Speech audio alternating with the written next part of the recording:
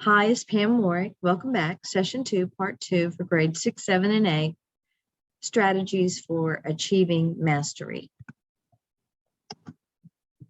Our discussion points are instructional delivery and active learning, teaching organization, and teaching them to remember under our umbrella of the 8 mathematical practices, taken 2 at a time under the groups of habits, communication, representations, and patterns. Do you remember them? I know you do. All right, we won't talk about them again because you have these. You're going to teach habits, communication. All right, use the tools and representations. We're going to spend a lot of time on part 2 talking about that, and then pattern thinking. The first, I want to talk to you a little bit about problem solving. We're going to spend an entire session on it. So this is just a little piece. Now, I picked this problem out because it's actually a problem that comes with the Math Learning Center apps. And so I'm going to take you to the active site where you can look at this problem and really take and I know that it's 5th grade, but you have to take a look at this. It's just a great problem, and I think it's actually pretty challenging. So you saw me go to the app activities, and I'm sorting, and I'm going to take you to exactly, and decimals, fractions, and patterns. So let's get started. You saw me find it. It's right here. So in looking at the problem, and I will remind you of 3 reads in a moment, we say, what is the story about? And if we would read it, Kamoko ran a total of 6 miles in 4 days. Each day she ran 1/2 mile, more than she ran the day before. How many miles did Kamoko run on the first day? If Kamoko continues to run in this pattern, how many miles will she run on the 8th day? You see, it's a 5th grade problem. It's pretty challenging with fractions. If you are reviewing or you're in grade 6, 7 and ratio and proportion are causing you a challenge, this might be a really great problem. The cool thing about it is that it takes us to the Math Learning Center apps, and guess what? Don't you love this? The problem is already there. So how would we start if we were really going to do it with the number line and fractions? I actually worked it like this. I thought it was more fun than working it the other way. Okay. I did take a look at fractions and said, oh, okay, that's really nice, but I chose number line and an equation. So it's a very stretchable problem. I really liked it. I liked how they set it up. And it is attached to the problems with your Math Learning Center apps. So if we're focused on imagery, using representations, incorporating models and tools, this is a problem already set up. So if you saw how this one was, you get where I'm going. You could take one of your problems and use one of the model apps. All right, so it's just an example of how to. So there is how to find that and the problem. And I said, remember, I'm going to remind you about 3 reads protocol. Now, some of our 7th and 8th graders might read really well. I would still ask them the 3 questions. I would read it once and then follow up and say, what's the story about? Oh, Kamoko, what's she doing? Running. Because that frame lends itself to what kind of units are we going to have? We're going to have leaders? Oh, no way. We're running. Okay. So it's very important. It really prevents some mistakes from happening, the wrong unit, because I'm paying attention to what the story is about. Then we would dig deep and identify not writing with the story in front of us. I would identify the quantities, the units, and then what is the problem asking us to find out? Not how are you going to solve? I'm going to solve with a number line. No, we completely lost the problem when we do that. What's the question? How many miles did she run on the first day? And if she ran like this, adding half more than the day before, at the end of 8 days, how much would she run? Because I want the sentence that tells me the solution to be in that format. All right, that was just a reminder. We will do more problem solving in another session. Now, just to remind you, as you're setting up your own problems, here are these apps.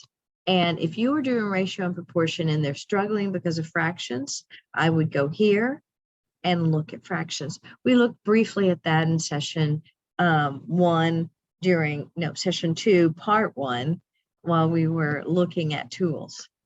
Another tool that's really handy is the partial product finder. So if they are struggling with division or thinking about area, partial product, and we looked at this very, very briefly, is a very nice tool to say, okay, I need to practice my multiplication because I don't have fact fluency, and I also need to find area. Well, 9 times 12, that's way too hard. So I'm going to bring this down to 10 because that is a friendly number. 2 and 7, let's see, what would I do with that? You want to do that as 10 as well? Sure. Now, isn't that fun? So you have a perfect square, and then you have 7 times 2, and then you have 7 times 10, and there, 7 times 2, and then 7 times 10, 2 times 2, and 2 times 10. And if you wanted to know the answer, you would say, oh, I need to know the answer. And there it is right there. And it actually uncovers it. So that is a really great tool to help students to have another strategy if fact fluency is stopping me from solving and getting the right answer. Just a reminder of, the fractions are there, partial products. We saw the number line with Kamoko's problem. And there's just a plain whiteboard just to help you with instructional delivery, doing those representations. Okay, so let's bump up that area model, shall we? All right, so now we have an area model with decimals. Oh my goodness. Well, let's go to another site. And if you know me, you've seen this. It's a simulator. We can actually engage with it and talk about different problems as we're doing it. Much like the other area model, we can change the dimensions, but here we change it with the actual numbers. And so in looking at this, and you can change the partial product also, all right? So multiplying with decimals is sometimes challenging, but the same strategy with a little bit different, I guess, numeracy with a different number sentence. So, and then if I want a 1 by 1, a 2 by 2, you see the grid is getting different, and a 3 by 3. You can ask it to do the calculations. All right, so there it is at the bottom. Let's make that a little bit bigger and do the calculations there. All right, really nice. And I've got the area set at 1. I can increase that also. So just another example of doing partial products, but this time with decimals, not whole numbers. Okay, let's progress to integers, our favorite, right? Yeah, kids really love it when you say, okay, we've done fractions and ratios and proportions and decimals and exponents. Let's do something else. Let's add negatives. Not add negatives, let's talk about them. All right, so this is one of my most favorite interactive simulators because, okay, so where would the girl swim? All right, is she going to be below sea level or above? Oh, you're surprised, aren't you? Yeah, and so where is she? She's 34 meters above sea level, and you watch her, and then she's swimming. Great representation, right? All right, so we're gonna put her up here so she feels safer, right? Okay, so then we have the penguin, 28 meters below, and he can jump. Very good. And the fish, and he can also jump, kind of flying fish there. All right, and you see the number sentence there. We have all of them now comparatively in inequalities. We have who is above sea level. Let's make her a nice friendly number if we can. Let's 50 is good enough.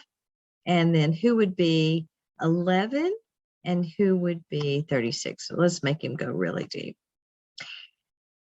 Just an instructional tool that helps students to understand positive and negative numbers or integers. All right. I really wanted to share that with you. I've actually used this many times. Kids, first of all, kids like the number line in horizontal fashion. We've been doing that since kindergarten. And then all of a sudden say, oh, it can be vertical too. Isn't that cool? It really is a great lead in to graphing. All right, and so before we graph, let's take a look at expressions and equations. There's nothing better to me than a scale balance to say, okay, we have to balance the equation. The whole verbiage says it needs to be the same weight.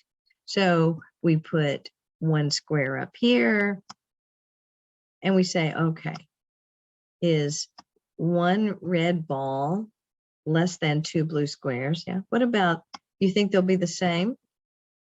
Does that look the same? No, it doesn't. So you can talk about inequalities and talk about using the verbiage of scale balance. Now let's increase it a little bit.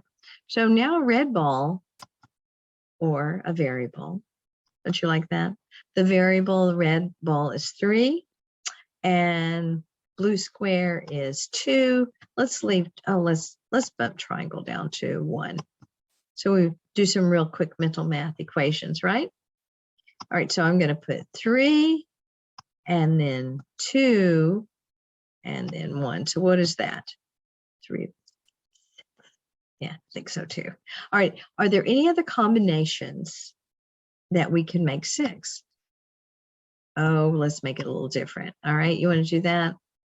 It's fast. We're on a recording. And you see that it's balanced. Really just setting the tone to balancing the equation. And I also really love the way they write that in a pictorial form of, we know it's coming in with the variables. Okay, lovely, right? Okay, so here we go.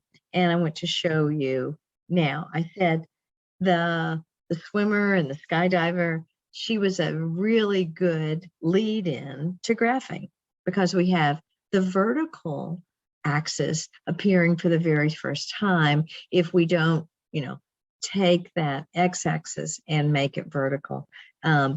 Students don't usually get to see that because we stay horizontal in their life. Desmos started a long time ago, a couple of decades actually ago, with just a graphing tool. And in fact, I hadn't been on Desmos in quite some time before the shutdown. We won't talk about that because I just needed a graphing tool that I could use on the screen. Very simplistic. Let's just do a coordinate point. All right, so let's do 3, 5, and let's label it. There you go. Now, just as an introduction to Desmos, we could use some symmetry, reflection over a line. If we were going to reflect this over the y-axis, what would our point be? Okay, well, we still want to go up 5, so that would be positive, but we are going in, you've got it.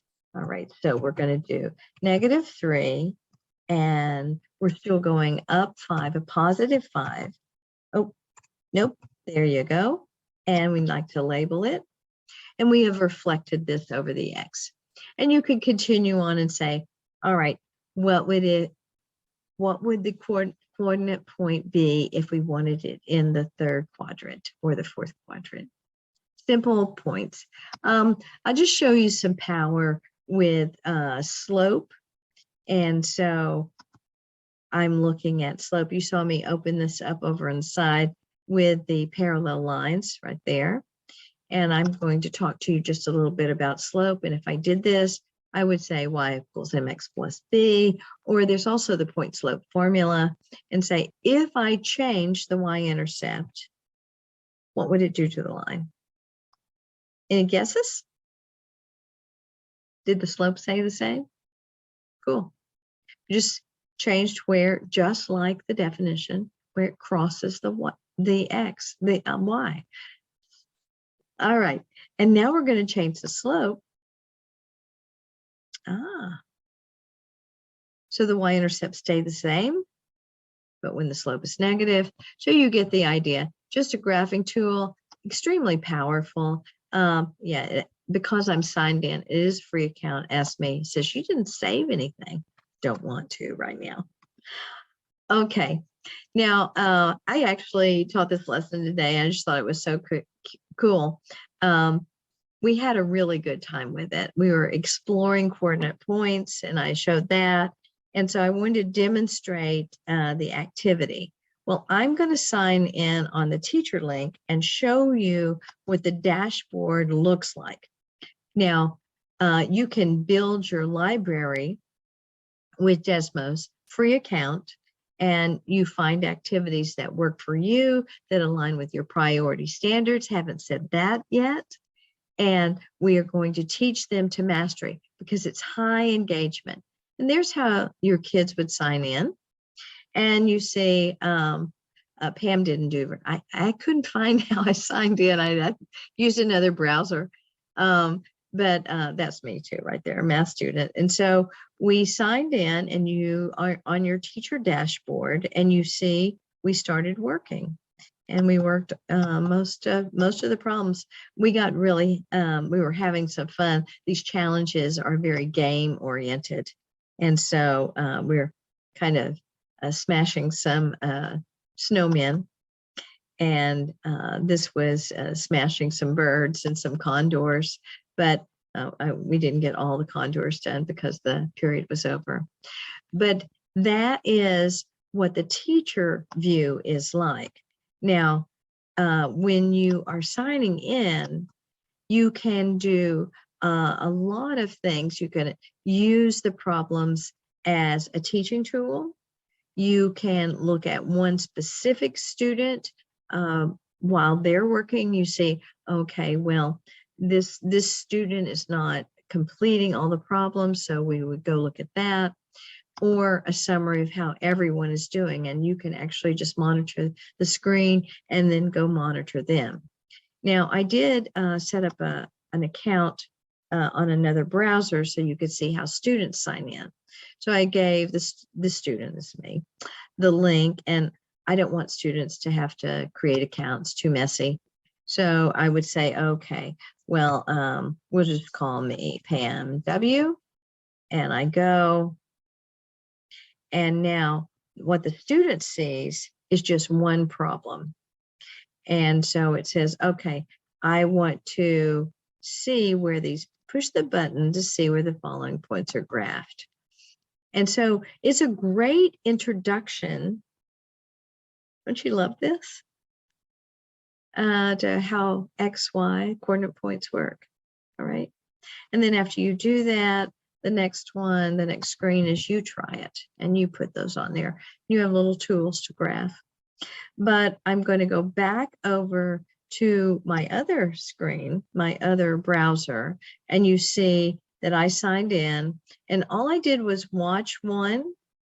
I have not done any work. So it will say, I got started and I watched this, and you notice that Pam W is not working with the other class. So you would go monitor that. Now, to set up an account is very, very easy. I have a little video clip that I will put in resources and show you how. It took, I worked with teachers today for about 90 minutes. We set up several libraries, aligned to their priority standards, and got them ready to go tomorrow with high engagement, achieving mastery on these priority standards. So if you haven't had Desmos before, I want you to explore with it. Actually, I don't think I put it in there. I did not. I'm going to just, the time is now. So I want to say, go to Learn Desmos. And Learn Desmos is the tutorials. And what we did just then is getting started with activities. So that first purple, that's a tutorial getting you ready. And I also showed you the graphing calculator. The green ones are calculators. The blue on the top are preset activities and distance learning. And then the bottom is where you actually create one and put it in there. All right, great tutorials. Really a great program. Completely great program. So marching on, right? So that was engaging lessons. Now, what are we going to do? Well, if they're disorganized, they're not with you. And if they're disorganized in their place, in their learning environment, you know, it goes up there. That gets messy too. So I want you to, even if organization is not your thing, let's make it your thing. You can be, you know, I have a fake background here at home, my home. I'm very organized in my job. And sometimes I don't have enough time to fold laundry or do any of that stuff. But when we are working with students, let's teach them to be organized. They're not necessarily organized in their life, and they usually don't bring it to school. Make sure that their learning environment and how they manage their supplies, that they are conditioned to respond and keep it in a certain order. It will actually help them learn. Another thing that helps them keep organized is, and maybe you've used this before, the Frayer model. And it's quite popular, and we use it sometimes for problem solving as a template. But one thing I love about the Frayer model are these two things right here. It sets me up with a communication for justification, having an example, and I ask them to create a non-example. All right, usually this is definition and characteristics up here. Sometimes it's two other things. You want an image or a different strategy. But Frayer is known for asking you to put an example and a non-example. And what that does is the end of the communication, you compare it and you solidify the learning for the example. Okay, it's good, really good for representation, models, strategies, learning, vocab, and the communication piece. All right, it's a winner. And guess what? It was under organization. All right, just slipping that stuff in. Perimeter, I love this one because it's so thorough. So these are examples of perimeter, non-examples. I like how they threw in some volume formulas, the definition. And usually I like them, don't look it up. Tell me in your own words the definition. What do you remember? How do you describe it? And sometimes kids need to do the characteristics or the attributes first, and then write the definition from the attributes. It's like in ELA making a list of nouns, and I'm gonna, maybe some verbs too, throw those in there too. And I'm gonna write my sentences from that. So sometimes you would want to there an example, a non-example, identify the characteristics of the examples, then write your own definition. Frayer model, Google it, is great, all right? Yeah, there's templates everywhere. I can put one in the class too if you need me to. But teach organization. Also, I want you to teach how they take notes, how they do their practice. So, well, they do page 77, 1, 2, 3, and they just follow it. Yeah, but how do you teach the concepts? How do you want them to, you know, develop fluency, develop conceptual understanding, have more and more practice when they, those silly learning gaps, all that stuff, right? We're not silly. We're really working to help kids succeed. All right, we really, really are. And so I'm going to show you two things with Avid. Avid is a program that's been around about 3 decades, and it's called Advancement via Individual Determination. It first came on the scene around 1989 to teach students note-taking in mathematics, parallel to the Cornell notes in ELA to get ready for college, because you can't go to college disorganized, or you're just not going to make it. But since then, they have also gotten into strategies for engagement. So this link right here that came up slowly is for high engagement strategies. Some of them you'll know, some of them you'll go, I haven't thought about that in a while. We're going to do this very quickly because you have this site now, and it's on the Avid site about being organized in my note taking, being organized in my thinking. All right. So TPS, actually that came from bilingual education. TPS was first a foreign language strategy. That's kind of fun, isn't it? Jigsaw, we can do jigsaw. You see my desk, my fake desk, they're kind of spread out. We can jigsaw with that during the COVID time. Gallery walk is always very effective. Part of the communication piece where we compare and then justify. It also does a representation for modeling. We might even look for patterns as we walk around among the problem solving. All right, turn and talk, that's worn out almost, isn't it?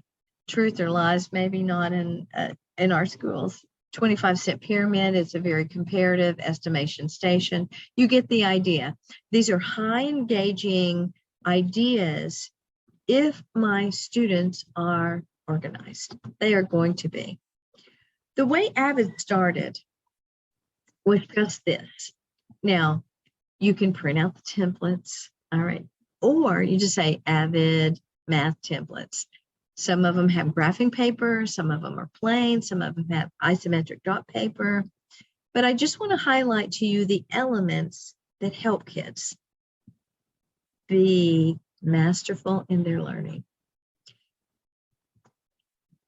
You have them write the objective, the target. Now, we don't want to spend 3 minutes doing this. So I can identify an expression. I can do write a proportional and solve the constant of proportionality. Whatever we're going to do, have it done.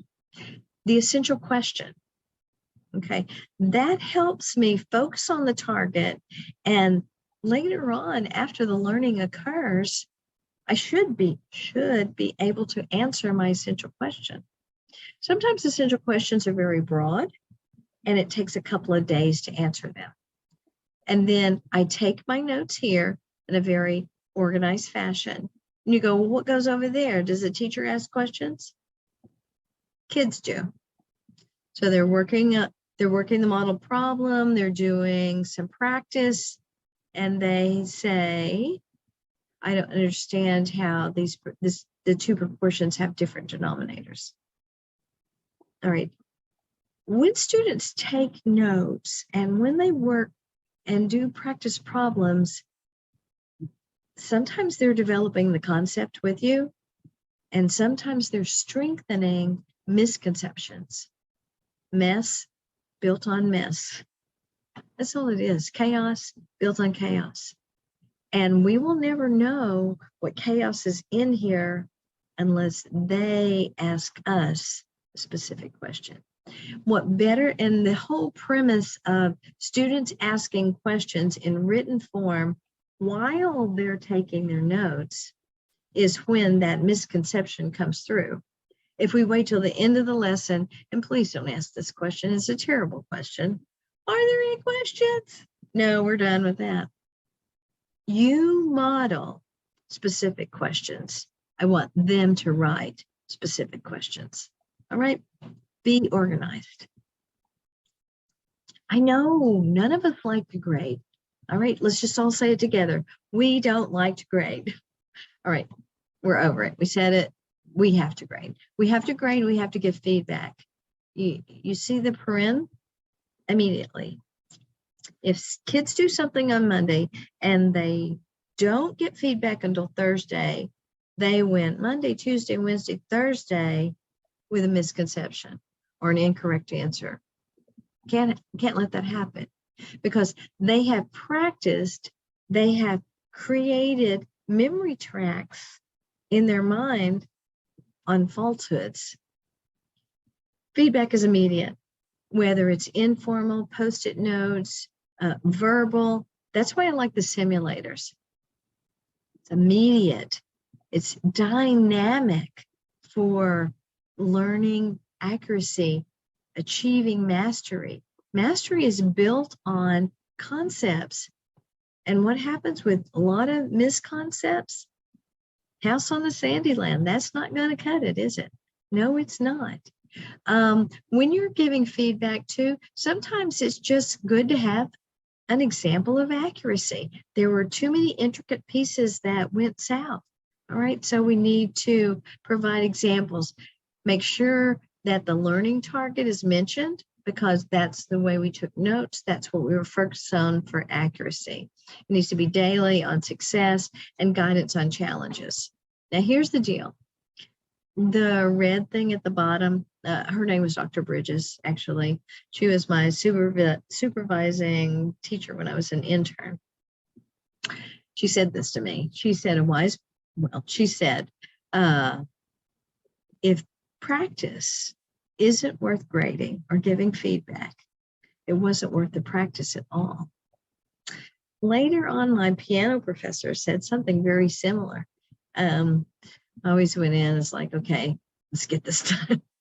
Let's get this done. Let's get this done. I want to go home. He said, you're practicing mistakes. Guess what your performance is going to be? You won't magically play it perfectly, because you learned and you have muscle memory in your hands, all right, and you have memory paths in your brain. We can't be practicing mistakes. We have to give feedback. It has to be immediate.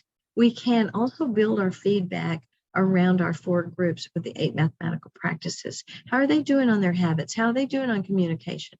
How are they doing with the representation, using the models and the tools? How are they doing with patterns? All right, you remember Grant Wiggins, right? Understanding by Design, Grant Wiggins and McTighe. He said, feedback in the math classroom, less teaching plus more feedback is the key to achieving greater learning. That's what we're shooting for. Right? We have to know. And I took you to this article. It's really great. And it gives you 10 ideas about feedback, how to identify a task, some processes, how to talk about that. It's a very, very rich article. I just wanted to highlight and say feedback is 50% of the teaching. And if we squeeze it into, I'll grade it over the weekend. First of all, don't grade on the weekends. Don't give. Remember what Dr. Bridges said? Okay, 30 is too many. If they miss the first 5, okay, and we'll talk about that later. Feedback, all right? Give feedback. Another place to give feedback is in authentic performances evidence, and that is in a portfolio or some type of folder. Even a digital portfolio, that'd be really great if they just scanned stuff in or took a picture and put it in. It's not very messy. It's organized. You know that I'd be amiss if I didn't say anything about retention. Make sure that you create an experience in mathematics, like we did with the integers today. I know that you're seeing it in your mind, the little girl. Okay, she's skydiving and then she's swimming, and she has above sea level, below sea level. Those are experiences in mathematics. Also make it real personal. I always try to tell you something because that's the way I think about it, about what Dr. Bridges said about feedback, about his name was Dr. Selman, about my piano performance would never be perfect if I practice mistakes. All right, real life helps us remember. And of course, closure. I want you to go ahead and go to the reflection. And after the reflection, you have the attendance. I want to thank you again for learning and spending time with me and focused on teaching mathematics and helping students. Thank you. And thank you for learning with me today.